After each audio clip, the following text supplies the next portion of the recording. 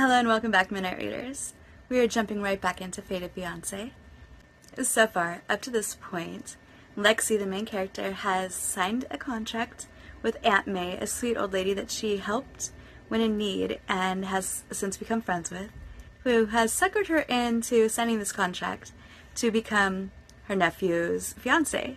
He needs a fiancé because he needs to establish that he can be a family man, he has those core values and whatnot that the older, wealthy businessmen that they want to partner with want to see in a potential partner. So, Aunt May, becoming good friends with Lexi, decides that she's like the perfect girl for her nephew because her nephew has been quite unlucky in life. He's been cheated on and used for his status and money. And he's kind of sworn off girls. She thinks Lexi's like the sweetest thing ever and decides that she wants to play matchmaker. So she figures this is going to be a beneficial arrangement for everybody involved. So she suckers Lexi into signing this contract. She takes her word that Liam, the nephew, is a good guy and sees the potential value in becoming his fiancé. So she agrees, she moves in, and he's nothing but cold to her. He thinks she's a gold digger. They get off on the wrong foot. And finally, when he lets his guard down and is starting to let her in and things are going good, they go to a work party and she runs into her ex. The one guy that like destroyed her trust in men altogether. The only guy she'd ever fallen head over heels for.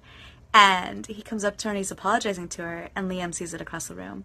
And mind you, Liam and Lexi are still kind of like on shaky ground because they're just starting to overcome these differences and starting to get to know each other. And when Liam sees her hands in this guy's, he doesn't know who the guy's apologizing to her, but he gets irate and pretty much like drags her out of the work party, and there's all these issues, and he goes home and kind of like goes in without her and leaves Lexi out there going, what the hell just happened? Not putting two and two together that he thinks that she was flirting with this guy, which in reality this guy is like the guy that broke her heart and her trust a long, long time ago, years ago.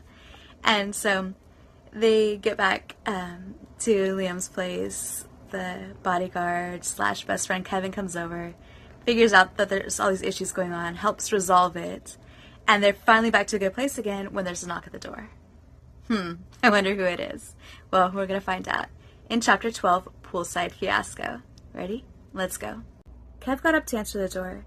He spoke to someone for a moment before calling out, Liam, Justin's here to see you. I moved over and Liam reluctantly got up.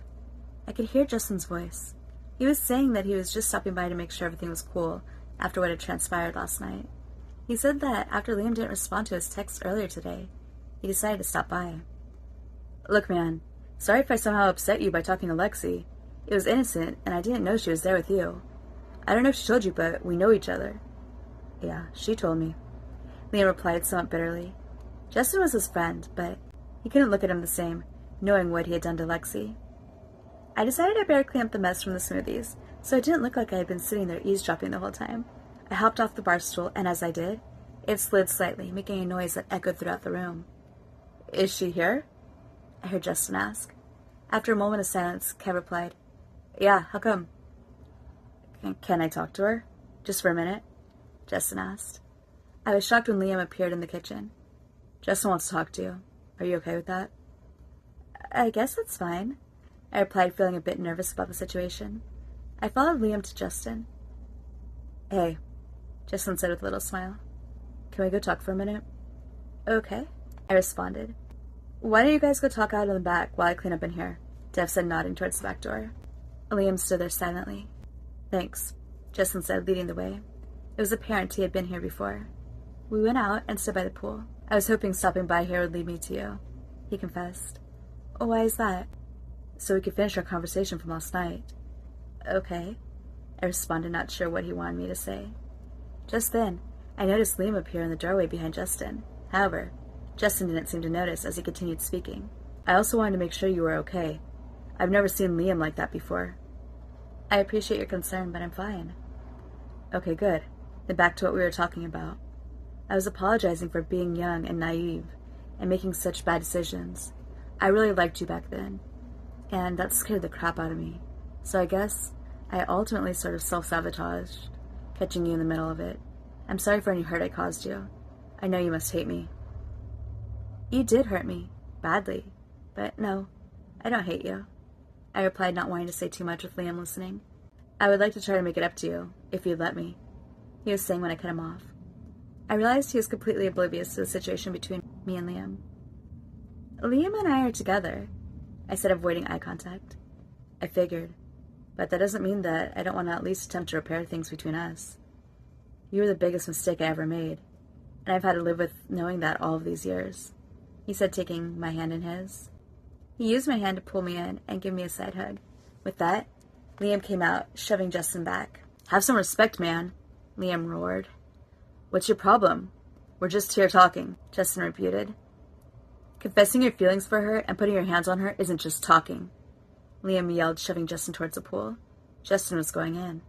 Just before he did, he caught hold of Liam's arm, pulling him down with him. Liam had been too far away and smacked the edge of the pool with his side before going in with a splash. My breath caught when Justin came up and Liam didn't. Before I could blink, Justin was hurrying over to Liam, as Kevin came running past me. Kevin had heard the commotion and had come out to see what was going on. He arrived just in time to witness Liam shoving Justin in, and in turn getting pulled in with him. I ran over to the stairs, slipping my shoes off in the process. I didn't care that I was fully clothed. I had to make sure he was okay. They managed to get him over to the shallow end by the edge, where he was now grabbing his ribs and yelling at everyone to get away from him. Justin walked past me on the stairs, where I was now standing about knee-deep. Come on, let's get you out, Kev said to Liam, attempting to get him to move forward. I noticed Liam grab onto the side of the pool. Something didn't seem right. I said, leave me alone, he blurted out once again. I was shocked to hear him speak like this to Kevin. Kev nodded at me, motioning for me to come over. I was sure I was about to get yelled at too, yet went to make sure he was okay, nevertheless. I slid under his arm that was holding on to the side of the pool and wrapped my arm around his back to make sure he was stable. I was pleasantly surprised when he let go of the side of the pool and held on to me instead. Are you able to move? I whispered in his ear, knowing that his already hurt ribs must be killing him. Without a word, he shook his head no. In that instant, I felt so helpless and didn't know what to do. Okay, I've got you, I said, trying to sound confident that I could help, although I wasn't really sure that I could. Just then, his grip loosened around me, and he went limp. Kev! I called out. I was shocked when both Kev and Justin jumped in to help. They pulled him out and laid him on one of the lawn chairs next to the pool. My heart felt like it was going to beat out of my chest as I knelt down next to him and felt for a pulse. Kev put his hand on my shoulder. I think he's going to be okay. He most likely passed out from the pain. Luckily, you were there to catch him, so he didn't take in any water. Liam's eyes began to flutter, and his eyes darted around before settling on my face. He then grimaced with pain and grabbed his side before his eyes closed again. Here, help me get him into his bed, Kev said, nodding at Justin. Lexi, can you run in ahead super quick? Put a blanket down with a towel over it, so we don't get the bed too wet? I nodded, and with a blink of an eye, was doing what he asked. They came in quickly behind me, just as I finished fixing the bed. After getting Liam situated, Justin asked Kev for a pen and paper to jot Liam a note on before heading out. He figured he was the last person that Liam would want to see upon waking. He probably wasn't wrong. Once I was sure the guys were in the kitchen doing that, I hurried over to the closet and quickly changed into some dry clothes before going back over to the bed to check on Liam. He was still out. I figured that this was probably the best time to put the cream on his ribs so it wouldn't hurt. I gently dried him off and rubbed in the cream. As I sat down on the bed next to him, Kev and Justin reappeared in the doorway. How's he doing? They asked. Still out. Please tell him how sorry I am. I can't believe this happened. Call me if he needs anything. If I don't hear from you, I'll call to see how he is in the morning. As Justin said this, he looked completely distraught, and I couldn't help but feel bad for him, too. I nodded, mustering a little smile. He and Kev then disappeared out of the room. My eyes darted to a folded piece of paper on the nightstand that hadn't been there before. Curiosity got the better of me, and I got up to read it. I'm so sorry for everything that transpired today. I never meant for any of this to happen. You are my friend above all else. It's just after what transpired all those years ago, she deserved to know the truth. And just because I'll always have feelings for her, doesn't mean that I don't wish you both the best. Please let me know if you need anything. Justin. I felt irritated, not at him, but at myself. At the small piece of me that felt bad, and was ready to forgive him. His words earlier, coupled with this note, left me questioning everything that had happened in the past. Although nothing would change the fact that he had cheated and broken my trust, I was shocked to learn he wasn't just some player who I had been nothing more than a little game to. like it had seemed. I sat back down and was deep in thought when Liam began to move. "Hey," I said, putting my hand on his. "You're here," he said, seeming surprised. "Of course I am. Where else would I be?" "I don't know. With him?" I thought you hit your side, not your head," I replied sarcastically. He gave a little laugh. I was surprised when he took my hand to put it on his heart. I could feel it beating. He then placed his hand on top of mine and just held it like that, without so much as a word. I couldn't help but smile. After getting some painkillers in him and soaking in the hot tub for a while, he was able to be upright again. Chapter 13, The Call. It was starting to get late, and none of us felt like cooking, so Kev agreed to go out and pick up some food. He and Liam had insisted on me trying one of their favorite places. So, despite the bit of extra drive, that's where he had headed. He had been gone for about 45 minutes when we got a call from him. He was stuck in the exceedingly long drive-through line, which he would have gotten out of when he saw the chance if he had realized it was going to go so slowly. Knowing it would be a while before Kev returned, Liam and I cuddled up to watch a movie. As it began, Liam kept glancing over at me, giving me little sideways looks. "What?" I questioned, almost sure I was detecting a bit of playfulness in his eyes. "You're kind of cute, you know that?" "Thanks, I think. You're kind of cute, too," I responded. He flashed that handsome smile of his, and I couldn't help but smile back. When he smiled like that, it did something to me, and I felt like I could melt. We ended up talking through the entire movie about all sorts of stuff, likes and dislikes. He caught me off guard when he said, "I want to apologize. I've never thought of myself as a jealous person, but with you, it seems to be a different story. That's not fair to you, and I'm sorry. I will work on it." "Careful. Sounds like you might be starting to catch feelings for me," I teased. He stopped and stared me dead in the eye. "You're kidding, right?" The way he said it made me feel foolish. Apparently I had been wrong, and I instantly wished I could take back my words. Not sure what to say, I awkwardly turned back towards the TV. What he did next really shocked me. He reached up and gently put his hand on my chin, turning me back towards him. "You were kidding, right?" I realized it has been a bumpy start, regrettably so, but I thought we were on the same page now. I must have looked like a fool sitting there with my mouth gaping. However, I was at a loss for words. Was he really trying to tell me that he was in fact developing feelings for me? With my lack of response, he continued, "You're feisty," and challenged me. I like that. "You're also beautiful, compassionate, and fun. And all of that put together scares me." "Wait, what?" I asked, completely baffled. "Look, you're making me let my walls down, which means you have the power to screw me over. And honestly, I don't know if I could take being hurt again." I finally realized what he was trying to say. His feelings were the same as I had for him, that I'd been trying to keep pushed down deep inside. "I don't plan on hurting you," I reassured him. "I know, and it will probably end up being my fault in some way. I'll get too jealous and push you away or something stupid. Stop. Let's agree now. If you're starting to feel that way, instead of letting it escalate in your head, you tell me right away, and we can adjust the situation so that you feel better about it. We can work through anything, but communication is key, okay?" "See? You're going to end up being either the best or the worst thing that has ever happened to me," he said, giving me a little kiss on the forehead. Just then the movie ended. Kev was still not back. "Kev's been gone for quite a while," I said, feeling a bit worried. "You're right. Let's give him a call," Liam said, taking out his phone. We learned that Kev was stuck in traffic. There had been some kind of bad accident involving a pedestrian and a car who failed to stop at the stop sign outside of a bar a couple miles away.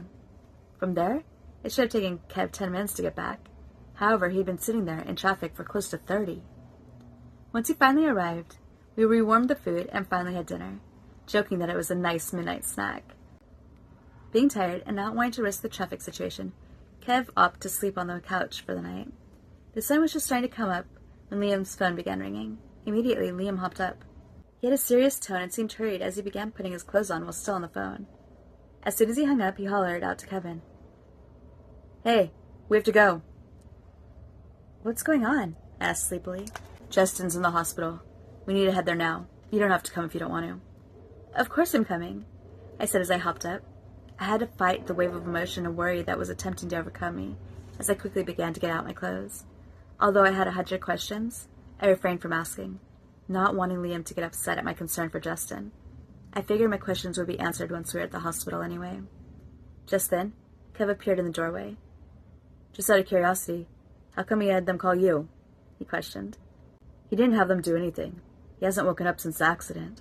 I guess he had been texting me when everything transpired, and mine was the only number they were able to get off his phone."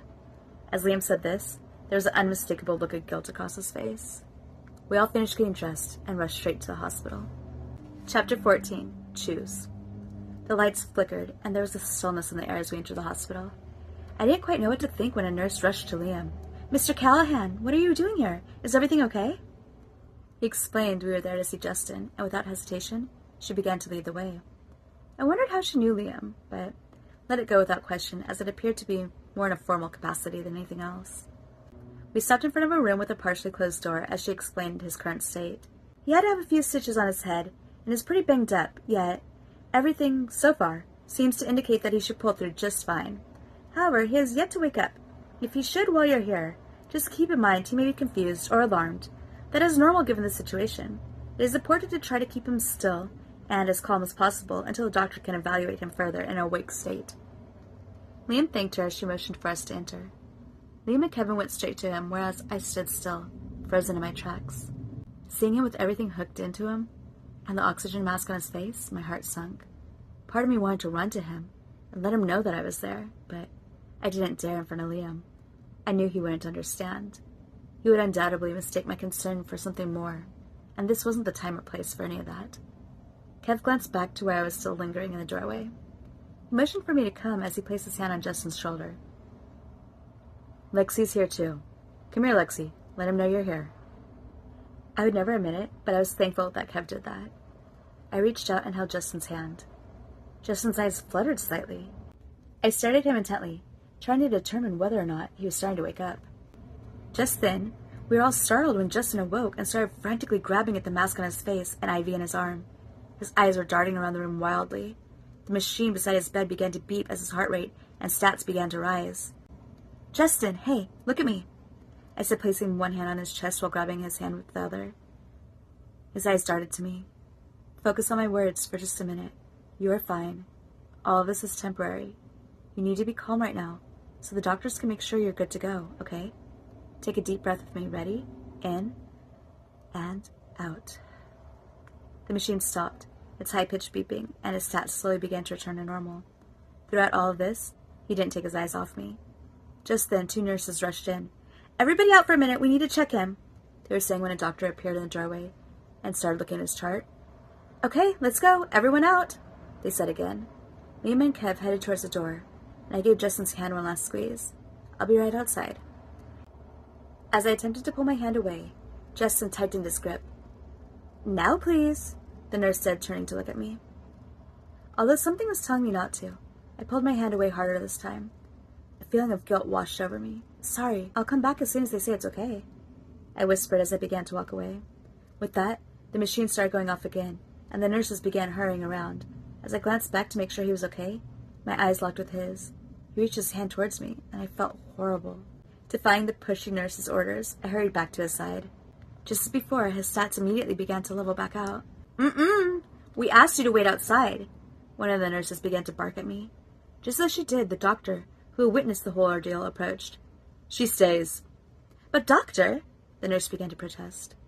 "Nurse, do I need to remind you that we are here to help our patients? Clearly, having this young lady leave right now is doing more harm than good, so she stays." I was in shock. I stared back at Justin's fixed gaze on me. "Okay, young man, let's get this uncomfortable thing off your face," the doctor said, removing the oxygen mask. "Do you know where you are?" Justin nodded, indicating that he did. "Okay, that's good. Do you know why you're here?" Justin just looked at the doctor. He seemed to be racking his brain for the answer, but coming up blank. "I'll take that as a no. It appears you had been attempting to cross a crosswalk when a car barreled through at a stop sign, taking you down in the process. You have a few stitches over here, on this part of your head, have a bit of a concussion, and are pretty bruised up, but from what I've seen so far, you should be fine. Do you have any questions for me?"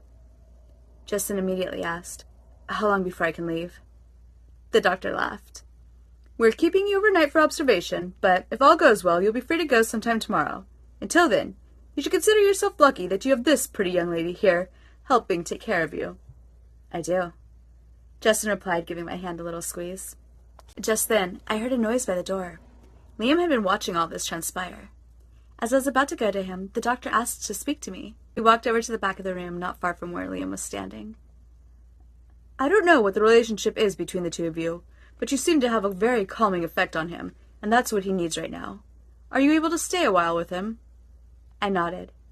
I saw Liam turn and begin to walk away. Great, I'll be back to check on him in a bit, the doctor said before disappearing out into the hallway. I looked at Justin. Hey, I'll be back in 1 sec.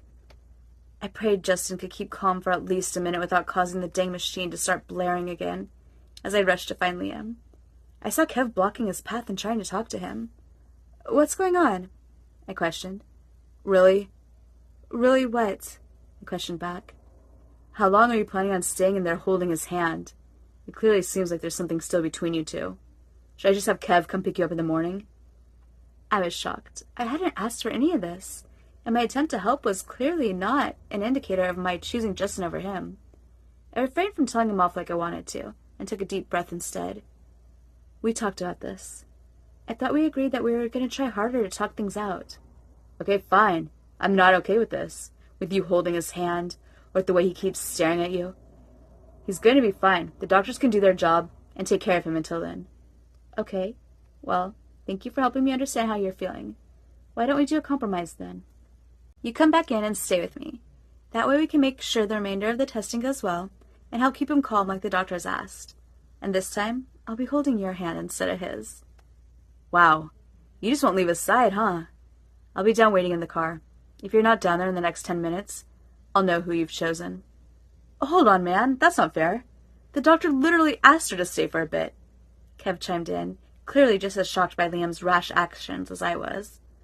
Liam seemed to ignore him and continued down the hallway. Kev hurried after him, giving me a helpless shrug on his way down the hall. The way Liam treated me right then pissed me off, and normally would come with consequences. However, I'd be lying if I said I didn't understand where he was coming from, given all the hurt his past relationships had caused him, coupled with the still fresh feelings of yesterday's falling out. Although I'd never admit it, a small part of me felt a sense of reassurance. His jealousy proved that this all wasn't a game to him. He actually felt something for me. He actually cared, although his methods of handling it needed some improvement. Instead of following Liam out, I returned to Justin. First, I wanted to make sure he'd be okay, and second, I didn't feel right just leaving without letting him know. To my dismay, he was back asleep. I figured that was good. The more he rested, the better his body could heal itself. I jotted down a little note on a pad of paper on the bedside table. I said I was sorry I had to go, but wished him a speedy recovery, and if he needed anything, not to hesitate to call. As I turned to leave, I was startled by a familiar face standing in the doorway. I didn't expect to run into you here, James whispered questioningly. I quickly explained why I was there, and what had transpired, leaving out the part about Liam's bout of insecurity, or jealousy, or whatever you want to call it. My jaw dropped when he thanked me for looking after his godson. His godson? Justin was his godson? He hadn't mentioned that at the party. Feeling better about leaving him now, I hurried to the elevator. Out in the parking structure, I had to double-check that I had exited on the correct floor. I had, but the SUV was nowhere to be found. Immediately, I texted Kev. Hey, where are you? I'm in the parking structure, but I don't see you guys. A couple minutes went by with no response. Just then, I heard that familiar voice once again. Everything all right? I explained that I had apparently missed my ride and was going to have to call for another. James told me that he had just come down to grab some things from his car and stretch his legs one last time before being stuck in that room for the next few hours. But he would have no further use for his car or driver for the time being. I insist. Let my driver take you home safely. Also, I'll have him get your number, as I have a proposition for you, he said, motioning for me to get into the car. I agreed and thanked him. Once we arrived, I was shocked to discover the house empty. Liam and Kev weren't back yet. A little wave of worry began to overcome me until I heard the door handle jiggle. I know whose car that was and how they got in here, Liam was saying, clearly in a bad mood. They both jumped upon hearing my voice. There you guys are! Liam just stared at me wide-eyed. Would it really have killed you to wait 2 extra minutes? I said with a smirk. I didn't think you were coming, Liam said in a low voice as he leaned on the bar and hung his head down. After a moment, he continued. I'm sorry. I acted like a jerk. Again. Yeah, you really did. I mean, You gave me an irrational ultimatum and then left me there, I retorted. I know. I really am sorry. I'll never leave you again, I promise. Okay, and I need you to hear me this time. I'm hoping this will be the last time that you need me to tell you that there's no choice that needs to be made. I do hear you. It was just hard seeing you with him like that. I could see you two obviously really had something. Something that was damaged beyond repair. Of course I'll always care about him, but there's no way I'd ever be with him again. Ever. Plus, I'm engaged now, I said with a wink before continuing. I'm invested in this, in you, in us. With that, he turned around and wrapped his arms around my waist. I don't deserve you, but I'm ready to start. I'll be the man you deserve from here on out, if you'll let me. I smiled and nodded. If there was one thing this man was good at, it was sweet-talking his way out of situations. Although I desperately wanted to believe his words, his actions were going to have to speak louder this time. Oh yeah, out of curiosity, who brought you home? Don't worry. I'm not mad or jealous. I'm just curious. It's my job to keep you safe. Oh, it was pure luck. I ran into James, the sweet old man I met at your work party. Seeing as how he was going to be staying at the hospital for the next few hours, he asked his driver to bring me home. We really need to figure out who James is, Kev said, looking to Liam. There are several Jameses that should have been in attendance at the party. Did you happen to catch his last name? Liam asked, now looking back at me. No, sorry, but I'm sure I could find out when he calls me. He asked his driver to get my number, as he said he has a proposition for me. Liam cocked his head to the side, staring at me for a moment before nodding at Kev. Find out who this James guy is. Kev nodded in agreement. Chapter 15. James's point of view. How are you feeling? James asked as Justin began to open his eyes. Immediately, Justin began to look around. Where's Lexi? Oh, she had to go, but she left you a note, James said as he grabbed it from the little table and handed it to him. Justin looked disappointed. What's up? I thought she was Mr. Callahan's fiance. Justin looked surprised for a moment, but then recalled Lexi saying that she and Liam were together. He just hadn't realized it was so serious. Yeah, we knew each other intimately years ago. She was perfect, more than perfect, but I screwed things up royally. The party was the first time I'd seen her since then. I was able to apologize to her the day after the party, yet wasn't able to spend as much time with her as I had hoped. It seems Liam learned of our past and doesn't want me anywhere near her. Liam seemed to be deep in thought as he mumbled, I see. He spoke again a moment later. I have an idea. I had already planned on recruiting her to be one of the faces for our next campaign. In fact, I was going to call her within a day or so. Like you said, she has something special about her. Let's make you the male lead on the campaign, so you can spend some time with her without Mr. Callahan getting upset. He wants to secure a business meeting with me, a fairly important one at that, so I highly doubt he'd protest this innocent situation. That will allow me to evaluate the situation as well. Justin's eyes lit up like a kid's on Christmas. Do you really think that'll work? James rubbed his beard. Well, all we can do is try. We just have got to get her to agree to be part of the campaign. I'm not going to mention you, though. I'll let that part be a surprise. Justin nodded. Considering Liam wants a meeting with you so badly, don't you think she'll agree fairly easily? James shook his head. I don't think so. I don't think she knows who I am. We are on a first-name basis, and I've yet to be around her and Mr. Callahan at the same time. I was beginning to wonder if they were really engaged. Oh, they definitely are. You should have seen the way she clung to him and took care of him when he was hurt after our altercation, Justin said, closing his eyes as if it were too painful to remember. Altercation? James repeated questioningly while raising a brow. Justin explained everything that had transpired, leading up to his being in the hospital.